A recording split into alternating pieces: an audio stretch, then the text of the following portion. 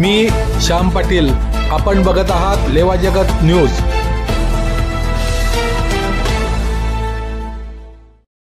पंकजी पाटील आहे, कमलाकर पाटील आहे, आदी सर्व पत्रकार मित्र या ठिकाणी उपस्थित। भगवंताचं पूजन आणि त्यानंतर दीपक प्रज्वलन आपण या ठिकाणी करूया।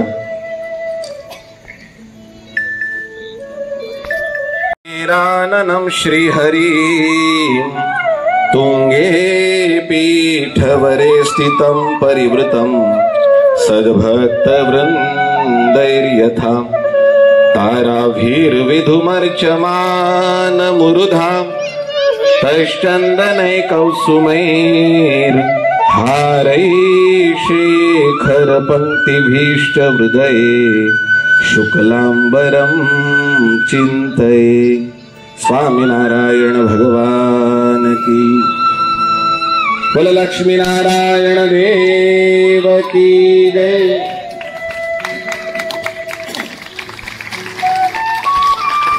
बहाते चलो खरा तो एकची धर्म, जगाला प्रेम अर्पावे। आपण संकल्प करा की आपण एखाद्याला प्रेम द्यावं, आपण एखाद्याला आदर द्यावा, आपल्याला आदर मिळेलच।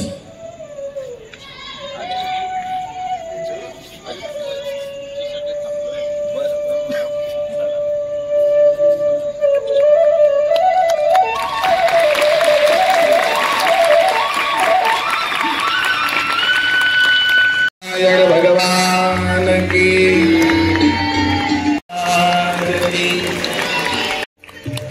जय। स्वामीनारायण भगवान।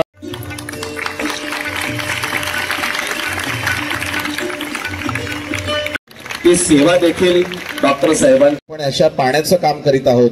डॉक्टर साहेबांनी पटकन 2 लाखाचा चेक या समाजाला पाणी मिळावं त्यासाठी काढून दिला। एक वृक्ष संवर्धन आणि पाणी संवर्धन व्हावं त्यासाठी डॉक्टर साहेबांची मेहनत असते। त्यांचंही मनापासून मी या ठिकाणी स्वागत करतो। विशेष वेळ घेणार नाही, आपण जाऊया आशीर्वचनाकडे आणि काही सूचना असतील त्यानंतर मग पूज्य नयन स्वामी। भवसंभवती दिव्यदनम सुख संपत् करुणानिकेतनम व्रतदान तप क्रिया फलम सहजानंद गुरुं निमित्त सभामध्ये उपस्थित परमपूज्य शास्त्री स्वामी भक्ती किशोर सर्वांना जय श्री स्वामीनारायण। आज किशोरदासजी स्वामी हे आयोजित करीत असतात आणि वर्षातून एक वेळा आपण सर्व खानदेशवासी भक्तजन सुद्धाच्या यामध्ये लगभग 30-40 लोक मी बघतोय। जळगावचे आहे, सातोदवरून आलेले लोक आहे, नावीचे लोक आहे, चिखलीचे लोक आहे, गावोगाववरून आलेले लोक यामध्ये उपस्थित आहे आणि ते सर्व लोक एकत्रित मिळून आणि अन्नकूट महोत्सव साजरा करतात आणि ती भूमी म्हणजे गुरुकुलची भूमी। त्याचबरोबर सर्व एकत्रित बसून जेवण करतात आणि तो दिवस पण आजचा हा विक्रम संवतचा प्रथम दिवस आणि ही आनंदाची गोष्ट आहे की चला आपण सर्व खानदेशवासी भक्तजन एक दिवशी स्नेह संमेलनामध्ये एकत्रित होत असतो। तर एक वेळा जोरदार टाळ्यांच्या गजरासह शास्त्री स्वामी भक्ती किशोरदासजी स्वामी यांचं अभिवादन करूया। खरोखर शास्त्रींविषयी 2 शब्द सांगायचे झाले तर ज्याप्रमाणे अक्षरनिवासी शास्त्री कृष्ण स्वरूपाची श्रीमद सत्संगी जीवन वचनामृत सारखे ग्रंथ आपल्या सर्वांसाठी सोपी सरळ मराठी भाषेमध्ये अनुवाद करून दिला। विद्वत्ता त्यालाच म्हणतात की कठीणला कठीण नाही करत, पण कठीण असतं त्याला सोपं करून समाजासमक्ष ठेवतो आणि तसे विद्वान शास्त्री भक्ती किशोरदासजी स्वामी यांनी आपल्याला असे अनेक ग्रंथ दिलेले आहेत, तर आपण दररोज त्यांचं वाचन करायला पाहिजे। खूप खूप धन्यवाद शास्त्रीजी। या कार्याने अनेक वर्षांपर्यंत हा सत्संग आहे हा कायम जिवंत राहील। विशेष आपण जेव्हा खानदेशाचं स्नेह संमेलन आहे तेव्हा मी पुन्हा तुम्हाला आमंत्रण देतो। काही महिन्यांमध्ये जळगाव मूर्ती प्रतिष्ठा महोत्सव पण आयोजित होणार आहे। भव्य दिव्य न भूतो न भविष्यती असा कार्यक्रम जेव्हा आपल्या या खानदेशाच्या भूमीवरती होणार आहे तेव्हा त्या अंतर्गत जळगाव स्वामीनारायण मंदिराद्वारा बाळसभेचं आयोजन करण्यात आलं होतं। त्या बाळसभेला उद्याच्या दिवशी 50वी बाळसभा महोत्सव निमित्ताने जळगाव वासी भक्तजन उजवणार आहे। तिथे तुम्हाला 2 मिनिटं गोष्ट करून माझ्या वाणीला पूर्ण विराम करेल. इथे लगभग 30-40 हरिभक्त जळगावचे, 50 सारखे हरिभक्त जळगावचे बसले आहेत. त्या गोष्टीचे साक्षी आहे. इथे बसलेले सर्व चेहरे हे खानदेशी हरिभक्त जुने 7-7, 4-4, 5-5 पिढीपासूनचे सत्संगी आहेत. पण जळगावला भव्य दिव्य मंदिराचं काम होत आहे. फक्त मंदिर नाही, पण सोबत सत्संग पण नवा घडवला जात आहे. आणि जेव्हा मंदिराचं कार्य सुरू केलं होतं तेव्हा 25-30 घरं सत्संगीचे होते. आज कमीत कमी 400 ते 450 सारखे घरं नवीन सत्संगीचे आणि जे मंदिरात येत नव्हते ते झालेले आहेत. 1400 सारख्या मुला मुलींचं बाळदूत मंडळ दर रविवारी स्वामीनारायण मंदिर जळगाव आणि नेहमी ज्यांचं प्रेम राहिलेलं आहे किंवा ज्यांचा स्नेहभाव माझ्यावरची हे रात्रीची सभा पाहून ईश्वराला तर आनंद मिळतोच, पण सोबत साधू संतांच्या हृदयी पण एवढाच आनंद होतो. त्याच्या पाठीमागे एकच कारण की वर्षभरातून एक दिवस हा दीपावलीचा येतो आणि दिवाळीचा दिवस आला म्हणजे आपल्या सर्वांच्या हृदयामध्ये आनंद होतो. आणि आनंद अशामुळे होतो की आपले परिवारजन, सगळे सोयरे, नातेवाईक सर्वे गोळा होता आणि अगदी आनंदाने, उत्सुकतेने, भावनेने आपण हा दिवाळीचा जो सण असतो तो आपण साजरा करीत असतो. पण सोबत आपण ईश्वराचं दर्शन करीत असतो, अन्नकोटाचं दर्शन करीत असतो, साधू संतांचं दर्शन करीत असतो आणि साधू संतांपासून आपण काही आशीर्वादाची अपेक्षा ठेवू शकतो. तर साधू संत आपल्याला आशीर्वाद देतात. स्वतःच्या हृदयामध्ये जे आशीर्वाद असतात तेच आशीर्वाद तुम्हाला देतात.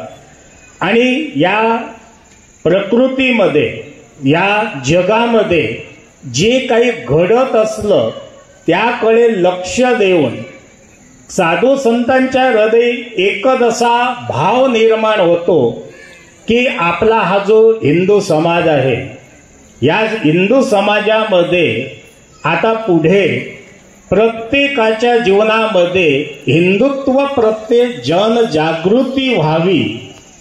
कारण की जेव्हापर्यंत आपण निजले राहणार तेव्हापर्यंत आपल्या अस्तित्वात जे हिंदुत्व आहे ते जागृत होणार नाही. आणि आपली जे मूळ वैदिक संस्कृती आहे, आपला हिंदू धर्म आहे, त्याला जर टिकवून ठेवला असेल तर आपल्याला सर्वांना जागृत होण्याची अति जरूर आहे. म्हणून भक्त हो, शास्त्री स्वामी नयन प्रकाश दासजी यांनी आपल्याला सांगितलं, नंदू सर बसले आहे, त्यांनी पण पुढारा घेतला होता. भविष्यामध्ये या देशासाठी एक अद्भुत क्रांती करेल, देशासाठी काही नवीन उन्नती करेल. आणि जेव्हा आपलाच मुलगा जर या पथवर चालून जर समाजामध्ये काही नवीन क्रांती आणली तर त्याला समाजाकडून जो यश मिळतो तो यश पाहून स्वतःचे आई वडील फार आनंदित होतात. त्यांना गौरव वाटतो की नाही, माझ्या मुलानं या समाजामध्ये काही ना काही काम करून दाखवलं. शेवटी त्याला जे काही शिक्षण मिळालं, जे काही संस्कार मिळाले ते योग्य मिळाले. म्हणून भक्त हो, आपल्याला सर्वांना जागृत होण्याची अति जरूर आहे. निजण्याचा आता वेळ राहिला नाही. प्रतिवर्ष गुरुकुलमध्ये शास्त्री स्वामी भक्ती प्रकाशदासजी, शास्त्री स्वामी भक्ती किशोरदासजी आणि आपल्याला आपल्या डोक्यावर सदोदित त्यांचे दोघं हातांचा आशीर्वाद आहे असे थोर महासंत विभूती सद्गुरू शास्त्री स्वामी धर्मप्रसाद दासजी, की ज्यांना आपण खानदेशाची माऊली म्हणतो, अशा संतांचं जर आपल्याला दर्शन घडलं, अहो अशा संतांच्या मुखामधून 2 आशीर्वादाचे शब्द पण ऐकण्यासाठी मिळाले तर आपलं जीवन धन्य धन्य होऊन जातं. म्हणून भक्तो, असे जे थोर आपल्या खानदेशामध्ये संत मिळाले आहे, तर अशा थोर संतांपासून आपल्याला या सत्संगामध्ये राहून जेवढा फायदा घ्यायचा आहे तेवढा फायदा घ्या. कारण की संतांच्या हृदयामध्ये तर उत्साह असतो. आपण निरुत्साही असतो, पण निरुत्साही असून आपल्यामध्ये उत्साह कसा वाढेल ते संत प्रयत्न करीत असतात. परंतु आपण जर त्या वाममार्गावर चालले नाही, साधू संतांनी आपल्याला योग्य मार्ग दिखावला, त्या मार्गावर जर आपण चालले नाही तर कोणत्याच प्रकारची आपली उन्नती होत नाही. म्हणून भक्त हो, सुंदर असा हा दीपावलीचा योग, अन्नकूटाचा योग आपल्याला सगळ्यांना प्राप्त झाला आहे. भगवंताच्या चरणी मी प्रार्थना करतो, भगवान तुम्हाला सर्वांना खूप सुखी ठेवो, खूप तुमच्या आयुष्यामध्ये संपदा देव, तुमचं जे काही दुःख दारिद्र्य असेल ते दूर करो, सर्वांच्या जीवनामध्ये भरभराटीचे दिवस येऊ आणि असा धर्म आणि सत्संग प्रत्येक आपल्या हृदयामध्ये जनजागृतीची जी भावना आहे ते उन्नतीला पाहो, एवढे सांगून माझे 2 शब्द मी पूर्ण करतो. सर्वांना जय स्वामीनारायण. पण खऱ्या अर्थानं तुमची संपत्ती जी आहे ती श्रीमंत पैशाने नाही, ती श्रीमंत आई संस्कारांची असते. तुमची मुलं किती आपला शिकला, मी एरवी सांगतो की जेव्हा आपल्या घरी एखाद्या मुलाचा जन्म होतो तेव्हा आई वडील खूप मोठ्या आनंदानं पेढे वाटतात. का तर गोडधोड आम्ही दिलं पाहिजे, कारण अति आनंद आम्हाला झाला. आमच्या घरी एक सुपुत्र जन्मास आला किंवा एक आपल्या परिवाराचा चिराग जन्मास आला, परंतु तोच मुलगा सकाळ संध्याकाळ कधी आपल्याला नमस्कार करीत नसेल किंवा तोच मुलगा व्यसन करीत असेल आणि तोच मुलगा मोठा झाल्यानंतर म्हणजे समजलं तुम्हाला, इकडे बोलतोय फक्त पुरुषांना, तिकडे महिलांकडे नाही बघायचं. मोठा झाल्यानंतर म्हणजे 2 पायाचे 4 पाय झाल्यानंतरचा विषय बोलतोय. मोठा झाल्यानंतर वेलसेट झाल्यानंतर जर आपल्या आई वडिलांना वृद्धाश्रमामध्ये ठेवणार तर तुम्ही वाटलेल्या पेढ्यांची किंमत काय. पण खऱ्या अर्थानं पेढे तेव्हा वाटा जेव्हा तुमचा मुलगा मोठा होईल. फक्त मोठाच नाही, मोठे सर्वच होतात. परंतु एखाद्या गलीमध्ये तुम्ही जात असताना एखाद्या माणसाने किंवा तिथे ओट्यावर बसणाऱ्या लोकांनी म्हटलं पाहिजे की बघा हे जे जात आहे ते कोण आहे माहितीये का, त्या साहेबांचे आई वडील आहे. आणि जेव्हा साहेबांचे आई वडील असं म्हटलं की आदराने आणि आनंदाने आपल्या सगळ्यांना पाहून, आपल्याला पाहून त्यांची मान जर खाली गेली किंवा त्यांच्या मनातून चांगले उद्गार निघाले, तो तुमचा पेढ्यांचा प्रसाद आहे. तेव्हा पेढे वाटले पाहिजे जेव्हा तुमच्या मुलामुळे तुमची कीर्ती समाजामध्ये होते. नाहीतर तुमचा मुलगा चांगला निघाला किंवा वाईट निघाला हे सगळं आपल्यावर आधारित आहे. तर काळाची गरज आहे आपल्या मुलांना पण संस्कार देणे. संपत्ती देताना हा कॉलम सुद्धा टाका. ती संपत्ती हवी असेल तर संस्कार पण घ्यावे लागतील. आम्ही मंदिरात जात होतो, तुला पण जावं लागेल. आम्ही साधू संतांकडे जात होतो, तुला पण जावं लागेल. आम्ही चांगली कामं करीत होतो, तुला पण करावी लागेल. आम्ही परोपकाराची कामं करीत होतो, तुला पण करावी लागेल. आम्ही दान धर्म करीत होतो, तुला पण करावे लागतील. जर ह्या शर्तीला, अटी शर्तीला मान्य करीत असेल तर संपत्ती द्या, नाहीतर मंदिरात नेऊन टाका. किमान उद्धार तर होईल. तर काळाची गरज आहे, म्हणून आपल्या मुलांना पण संस्कार देणे हे क्रमप्राप्त आहे.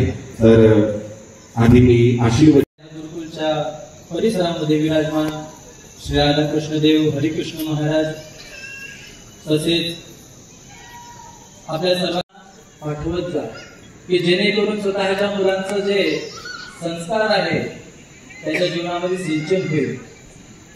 तर आपण हे जे अन्नकूटोत्सव इथे साजरा करत आहे, विविध प्रकारचे आपल्या संप्रदायामध्ये उत्सवांची प्रणाली आहे, त्याचं माध्यम काय की एन प्रकारेनं जीव हा भगवंताच्या चरणी जोडला जाऊ आणि त्याच्या जीवनामध्ये तो चांगले संस्कार मिळवत जा.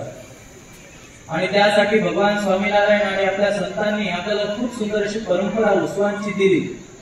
कारण की आपला हा जो मनुष्य देह आहे, मनुष्य स्वभाव आहे, तो उत्सवप्रिय आहे. उत्सवप्रिया खलु मानवाः ज्याप्रमाणे भगवान विष्णू यांना अलंकार प्रिय आहे, भगवान शिव यांना जळधारा प्रिय आहे, त्याचप्रमाणे आपण मनुष्य आहे आणि आपल्याला सर्वांना उत्सव प्रिय आहे. जीवनामध्ये कितीही आपल्याला दुःख असो, परंतु एखादे दिवाळी सारखा उत्सव आला म्हणजे आपण आपल्या जीवनातले सर्व काही दुःख विसरून जात असतात आणि आनंद आपल्याला होत असतो. तर ह्या सर्वांच्या उत्सवाच्या माध्यमातून फक्त आपलं जीवन कसं घडत जाईल त्याच एक माध्यम असतं. तर असा सुंदर इथे अन्नकूटोत्सव केला. सर्व संतांनी इथे खूप खूप मेहनत केली आहे. भगवान स्वामीनारायणचे संत होते ब्रह्मानंद स्वामी. ब्रह्मानंद स्वामीला भगवान स्वामीनारायण यांनी एक वेळा प्रश्न केला की ब्रह्मानंद, तुम्ही गावामध्ये जाता तेव्हा काय खाता? आता ब्रह्मानंद स्वामी हे भगवान स्वामीनारायणचे अत्यंत प्रिय मित्र सारखे संत होते. भगवान जेव्हा पण रागवत असायचे तर त्यांना प्रसन्न करण्याचं काम हे ब्रह्मानंद स्वामी करत असायचे. ब्रह्मानंद स्वामी म्हणाले, महाराज, आम्ही जेव्हा गावी जात असतो तर गावाचे रस्ते बराबर नसतात, बराबर खड्डे असतात. तर जाता तर आम्ही त्या खड्ड्यामध्ये पडत जातो. कधी कधी असा द्वेषी व्यक्ती भेटतो तर तो आमचा एकदम प्युअर देशी तुपाचे लाडू खातो.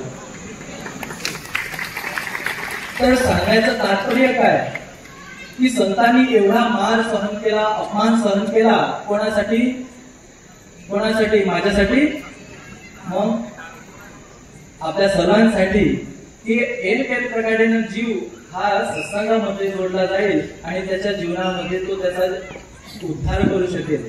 तर संतांनी शेवटच्या 7 दिवसापासून तिथे अन्नकूटोत्सवची खूप तयारी केली. दीपक भगत, आमचे लक्ष्मीनारायण स्वामी, सत्यप्रकाश स्वामी, आमचे मंदिरामध्ये माधव स्वामी. 7 दिवसापासून सकाळी सावल्याला 4 वाजेपासून सर्व संत लागले आहे. तर आता किती वाजले? आणि अजून सकाळी 4 वाजतील आमचे. तर एवढी मेहनत कोणासाठी? तर ते सत्संगासाठी आहे. तर तुम्ही सर्व इथे आले, तुमचं सगळ्यांचं दर्शन घडलं, खूप आनंद झाला.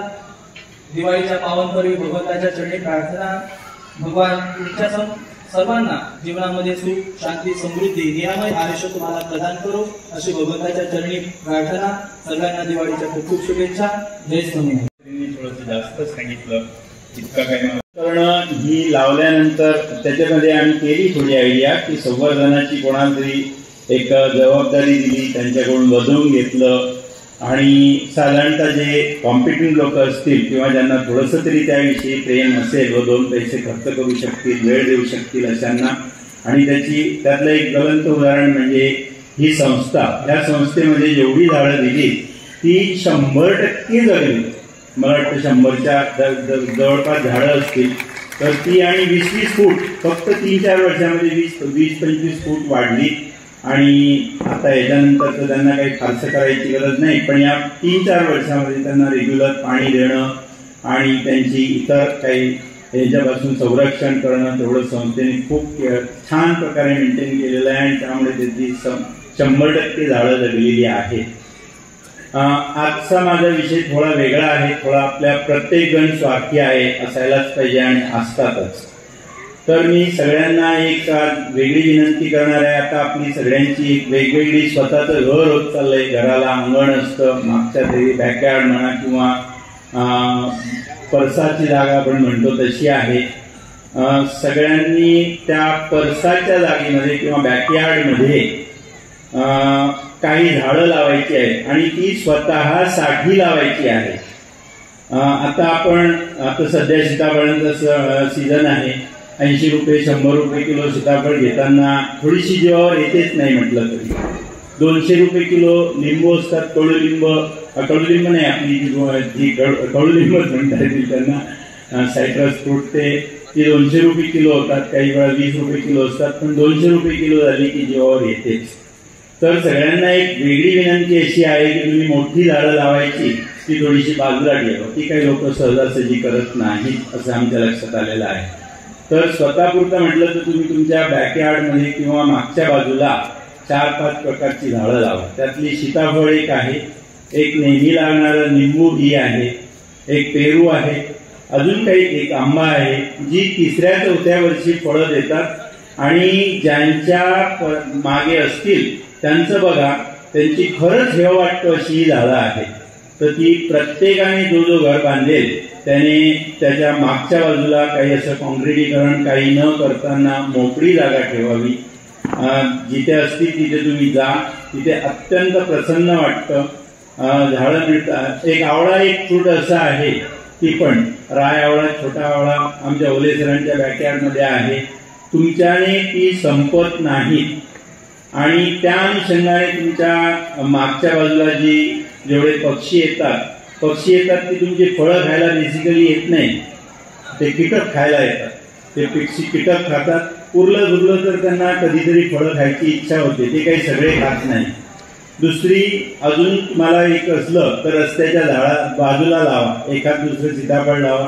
तुम्ही नाही खाल्लं, तुम्हाला असं वाटेल बाबा मला तर काही मिळणार नाही, ठीक आहे, तुम्हाला मिळणार नाही.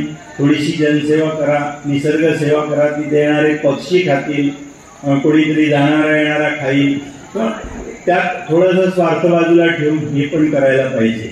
ही माझी खूप मनापासूनची इच्छा होती. आज सर्वजण 500 लोक आहोत. 500 लोकांपैकी 250 लोकांची ते 250 लोकांची तर नक्कीच पक्की घर असतील, ज्याला मागची बाजू असेल.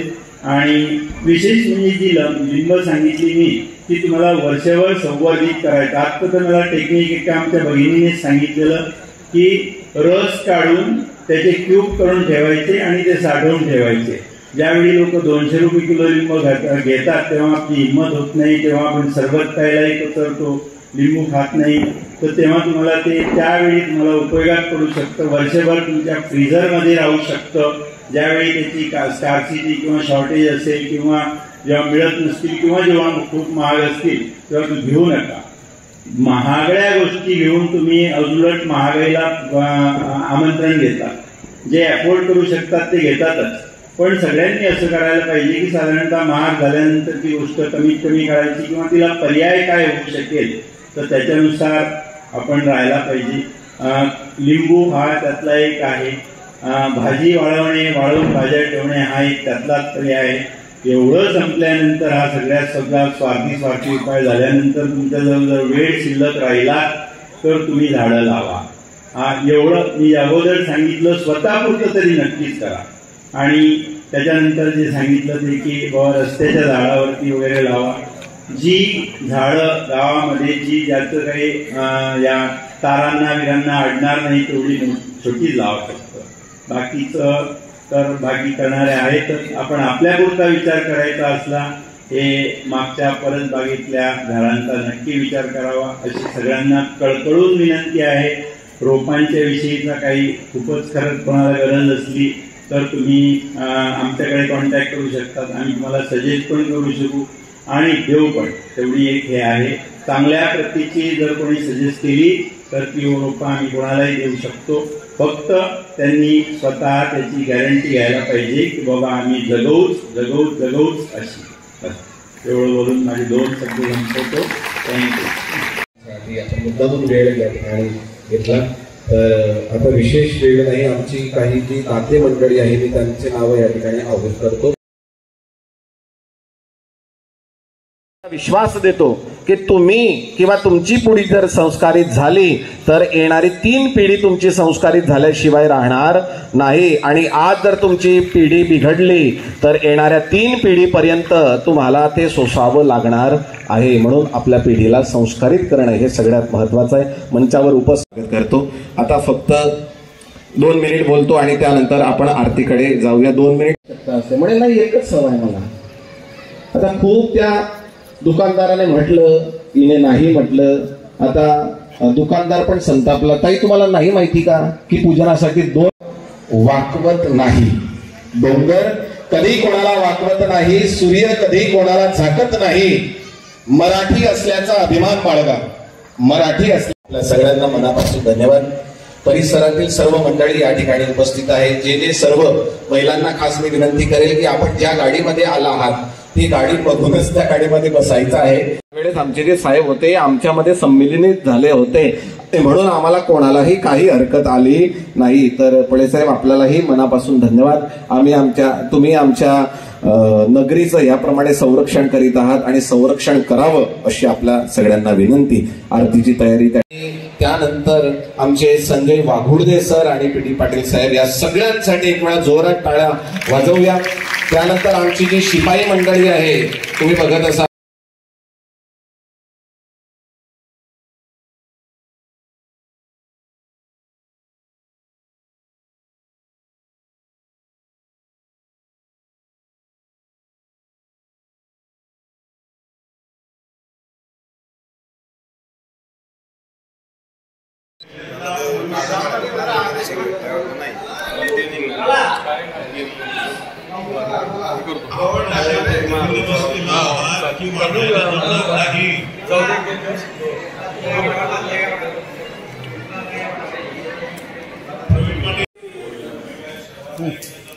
नमस्कार, डॉक्टर केतकी पाटील.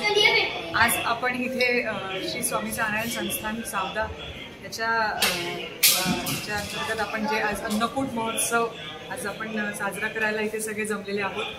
अन्नकूट महोत्सव हा दीपावलीच्या दुसऱ्या तिसऱ्या दिवशी आपण अर्पण केला जातो. ह्याच्यामध्ये खरं तर ह्याचं महत्त्व असं आहे की विविध प्रकारचे खाद्याचे पदार्थ एक गोवर्धन पर्वताला एक आपल्यासाठी आपल्याला पर्वतांनी वाचवलं, आपल्याला पर्वतांनी छात्रछाया दिली, आपल्याला पर्वतांनी धान्य दिलं, आपल्याला पर्वतांनी सावली दिली. हे सगळ्यासाठी एक पर्वताची पूजा म्हणून हे आपण अन्नकूट महोत्सव अर्पण करतो. त्याच्यामध्ये एक भावना असते देण्याची की आपण प्रत्येक घरातून थोडंसं काही नको पण एक काहीतरी पदार्थ एक मनापासून प्रेमाने जे बनवतो, एक आदराने जे बनवतो, एक देवाच्यासाठी एक प्रार्थना म्हणून जे बनवतो ते सगळेच आपण देवाला आणि गोवर्धन पर्वताला इथे आपण अर्पण करतो. तर हे एक भावना घेऊन आपण ही आपली प्रथा सतत लक्षात ठेवावी की आपण एक आपल्या मनापासून जेवढं पण जमेल आपण एक देण्याची भावना नक्कीच आपण सदैव आपल्या मनात ठेवावी. ही सगळ्यांना एक अपेक्षा आणि विनंती. खूप खूप दीपावलीच्या सगळ्यांना शुभेच्छा. धन्यवाद. लेवा जगत यूट्यूब चॅनलमध्ये आपलं स्वागत आहे. आपल्या परिसरातील ताज्या घडामोडी बघण्याकरता आमचे चॅनल सबस्क्राईब करा आणि आपल्या मोबाईलवर बघा ताज्या बातम्या व कमेंट करून प्रतिक्रिया जरूर कळवा. बघत रहा लेवा जगत. धन्यवाद.